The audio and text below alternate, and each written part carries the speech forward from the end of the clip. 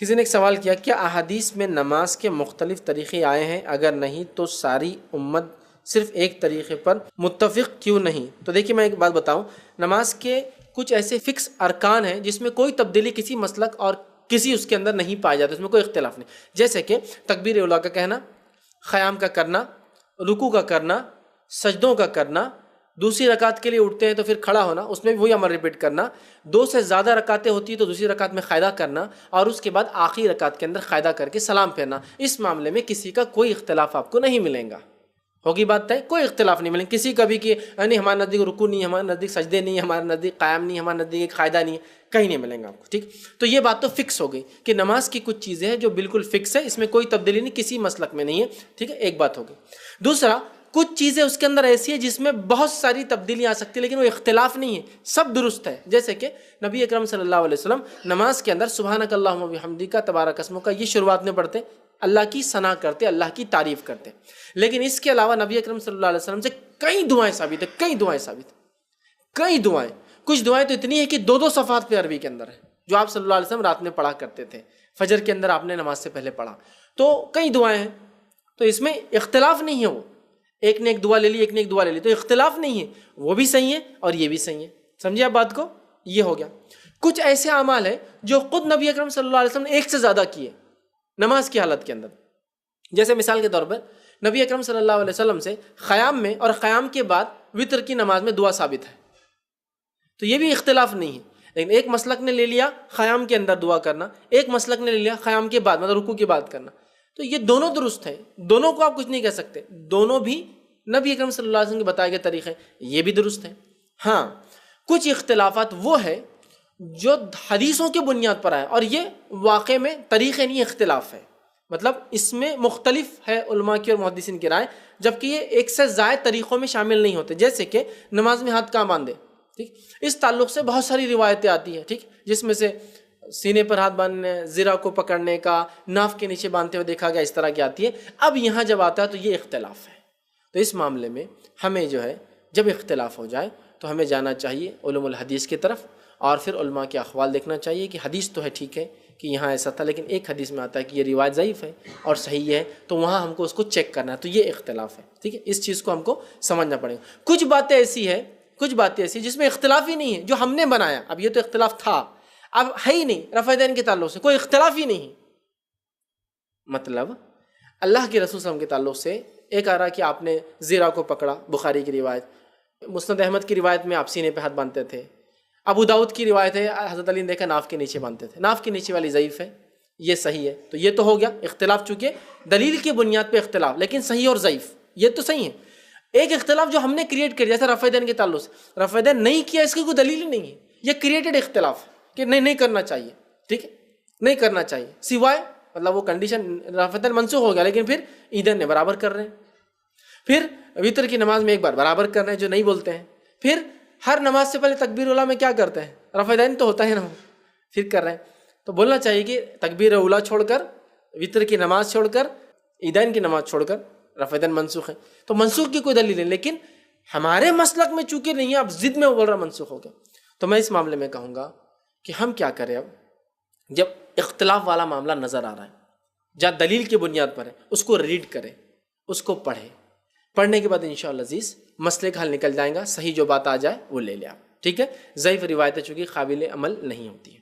ہو گیا مسئلے کا حل. وہاں جہاں لوگوں نے کریٹ کر دیا اختلاف کہ بھائی انڈیا میں کوئی رفع دین نہیں کرتا تو تم مت کرو، اس لیے کہ پرابلم ہو جائے گا. تو یہ کلچر ہے، ہم کلچر پہ نہیں چلتے، ہم سنت پہ چلتے ہیں. تو لہٰذا وہاں آپ لوگوں کو سمجھائیں، ان کو سکھائیں، ان کو دلیل دیں. لیکن اس دلیل دینے کو اتنا جھگڑے کا نہ بنائیں کہ بس آپ کی زندگی اور موت انحصار ہے کہ رفع دین کرتا ہے یا نہیں کرتا. کیونکہ اسلام میں بہت ساری چیزیں ابھی توحید سے شروع کرنا ہے ہم کو. ٹھیک ہے، تو لہٰذا بتائے بولنا ہے، اب آپ کو نہیں کرنا ہے تو بس معاملہ ختم. میں نے اس پہ ایک جواب دیا تھا رفع دین کے تعلق سے کچھ غلط فہمیاں شبہات اور اس کا جواب، اس لیے کہ بہت سارے لوگ سوال کر رہے تھے کہ رفع دین کے تعلق سے روایتیں نہیں بول کر ہیں، تو نہیں بول کے کوئی حدیث آپ کو انشاءاللہ عزیز نہیں ملیں گی. یہ کریٹڈ اختلاف ہے، لہٰذا اس کو ہٹانا چاہیے. کچھ اختلاف ہوتے ہیں جس میں صحیح حدیث کی طرف جانا چاہیے، کچھ باتیں تو فکس ہے. کسی کے نزدیک بھی قیام نہیں ایسا نہیں ہے، رکوع نہیں ایسا نہیں، سجدے نہیں ہے. تو لہٰذا نماز کا طریقہ میں کہوں گا ایک ہی ہے. اس طریقے میں باؤنڈری ہے ادھر سے ادھر تک جو چاہے آپ کر سکتے ہیں.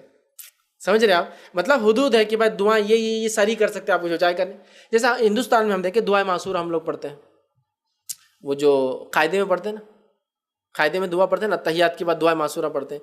لیکن اب عرب میں جائیں گے تو بہت سے لوگ دعائیں معصورہ نہیں پڑھتے، ربنا آتنا فی الدنیا حسنۃ وفی الآخرۃ حسنۃ وقنا عذاب النار اتنے ہی پڑھیں گے. اس لیے آپ بولیں گے ان کا قاعدہ اتنا جلدی کیسے ختم ہو جاتا.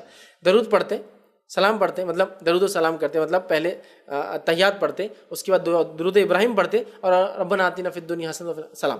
کچھ یہ ہے، یہ دعا سنت ہے، واجب نہیں ہے. اسکپ بھی کر دیے تو نماز درست ہے آپ کی. تو کیا کرتے ہیں، تحیات پڑھتے ہیں، درود پڑھتے اور سلام پھیر دیتے ہیں. آپ بولیں گے اتنے کیسے ان کا سلام ہو جاتا ہے؟ چونکہ جو واجب تھا کر لیا اس نے. دعائیں معصورہ وغیرہ اگر ہم پڑھیں گے ہندوستانی پاکستانی لمبا چلتا ہمارا تحیات للہ وہ سب ہوا، پھر اللہم صلی علی وہ ہو گیا، اللہم انا وہ پورا ہم آرام سے پڑھتے ہیں. اب وہ تو جلدی پھیر دے رہا چونکہ اس کو معلوم ہے کہ واجب کیا اتنا پڑھ لیا اس نے، درود اور سلام کر لیا اس نے، تحیات پڑھ لیا، درود پڑھا، سلام پھیر دیا. سمجھ رہے ہیں بات کو؟ تو یہ ہے. اچھا کچھ لوگ آپ دیکھیں گے پہلا قاعدہ ہے اس میں صرف ہم لوگ التحیات پڑھتے ہیں، ہے نا، لیکن آپ دیکھیں گے عرب میں بہت سارے لوگ التحیات کا درود بھی پڑھتے ہیں، اس لیے ان کا وہ قاعدہ لمبا دکھتا ہے. تو یہ موجود ہے، اس کے دلائل ہے سب کے. تو یہ اختلاف نہیں ہے. یہ ہمارے پاس یہ دعا چلتی ہے، وہ لوگ یہ دعا کرتے ہیں، ہمارے پاس یہ نہیں پڑھتے، وہ لوگ پڑھتے ہیں. اس میں لیکن اختلاف نہیں، وہ بھی صحیح اور یہ بھی صحیح. لیکن کریٹڈ اختلافات یہ سب سے بڑا جھگڑے کا گھر ہوتے، یاد رکھیے. تو اگر یہ کریٹڈ اختلافات کو نکال دیے جو ہم نے بنائے تو ماشاءاللہ نماز کا ایک ہی طریقہ ملے گا. اس طریقے کو ہم اگر ایسا ڈیفائن کریں کہ ایک راستہ ہے، اس کی حد یہ حد سے یہ حد ہے اور وہاں تک جانا ہے، تو اس حد کے بیچ میں جو بھی ہے سنت سے ثابت وہ آپ سب کر سکتے ہیں. جیسا آپ نے اللہ اکبر کہا، ہاتھ باندھا، ثنا کے بدلے آپ دوسرے ثنا جو سبحانک اللہ اس کے اللہ دوسرے لمبے پڑھ رہے ہیں، کوئی مسئلہ نہیں. ٹھیک ہے، آپ سورہ فاتحہ پڑھ رہے ہیں اور اس کے بعد ضمیر سورہ ملا رہے ہیں لمبے، کوئی مسئلہ نہیں. اس کے بعد آپ رکوع کر رہے ہیں، رکوع میں سبحان ربی العظیم تو یہ تسبیح جو ہم عموماً پڑھتے ہیں، لیکن سبحان ربی العظیم و بحمدہ اس کے علاوہ بھی کئی تسبیحات آپ سے ثابت ہیں. اس کے سمیع اللہ لمن حمدہ ربنا لک الحمد حمدا کثیرا طیبا مبارکا فیہ، اور اس کے علاوہ بھی ثابت ہے. اس کے بعد آپ نے سجدہ کیا، سجدے میں سبحان ربی الاعلیٰ کے علاوہ بھی آپ صلی اللہ علیہ وسلم بہت بھی کہتے ہیں سبوح قدوس رب الملائکۃ والروح، اور بھی ایسے دعائیں ہیں جو ملتی ہے سبحان ربی الاعلیٰ کے بعد پڑھتے وہ کرتے. پھر آپ سجدے سے اٹھتے ہیں، سجدے سے اٹھنے کے بعد ہندوستان پاکستان میں ہم لوگ دعا نہیں کرتے ہیں، لیکن نبی اکرم صلی اللہ علیہ وسلم اس میں بھی دعائیں کرتے ہیں، جس میں سب سے چھوٹی دعا تھی رب اغفر لی، رب اغفر لی، ربی اللہ میری مغفرت کر، اللہ میری مغفرت کر، آپ پڑھتے تھے. ٹھیک ہے، قاعدے سے دو سجدوں کے بیچ میں. اس کے علاوہ بھی آپ پڑھتے تھے رب اغفر لی وارحمنی وارزقنی والعافینی واہجرنی، بہت لمبی دعا ہے وہ بھی، آپ وہ بھی کرتے تھے. آپ کرنا ہے تو وہ بھی کیجیے. تو یہ سب میں بولو نا، نماز اگر تکبیر سے شروع ہو کر تسلیم پہ ختم ہوتا ہے تو یہ اگر حد ہے تو اس کی ایسی بھی باؤنڈری ہے جس کے بیچ میں بھی آپ کر سکتے ہیں. سمجھ رہے آپ؟ یہ تکبیر ہے شروعات، یہ تسلیم ہے خاتمہ. تو میں کہوں گا اس کے بیچ میں بھی باؤنڈری ہے، وہ راستہ ایک دم پتلا نہیں کہ قدم ڈالنا ہے، اس کے بیچ میں آپ کو ہے جگہ دعاؤں کے معاملے میں. ٹھیک ہے، یہ سب آپ کر سکتے ہیں. تو آپ یہ کیجیے، تو آپ جب کریں گے انشاءاللہ تو اختلافات نظر نہیں آئیں گے. تو آپ سے گزارش کروں گا نماز کو دیکھ کر مت سیکھیے، نماز کو پڑھ کر سیکھیے. جیسا دوسرے ارکان حج کو جاتے ہیں کتنی ٹریننگ لیتے ہیں، حج کرنا ہے وہ تو ایک ہی بار کرنا، نماز تو روز پڑھنا ہے. اس کو بھی سیکھیے، کتابوں کا سہارا لیجیے اور اچھی کتابیں اس کے تعلق سے پڑھیے. ایک بہترین کتاب ہے جو میں آپ کو سجیسٹ کر سکتا ہوں، ڈاکٹر شفیق الرحمان کی نماز نبوی، اس کو آپ مطالعہ کیجیے. یا شیخ ناصر البانی رحمہ اللہ کی کتاب ہے صفۃ صلاۃ النبی، کہ نبی اکرم صلی اللہ علیہ وسلم کی نماز جیسے کہ گویا تم انہیں دیکھ رہے ہو، وہ کتاب آپ پڑھیے. تو انشاءاللہ عزیز آپ کو بہت حد تک نماز کے تعلق سے چیزیں ملیں گی. پھر آپ سیکھیے، سیکھ کر پڑھیے تو انشاءاللہ آپ کو ڈفرینسز بہت زیادہ نظر نہیں آئیں گے، اختلافات انشاءاللہ عزیز بہت کم ہو جائیں. اعوذ باللہ من الشیطان الرجیم، بسم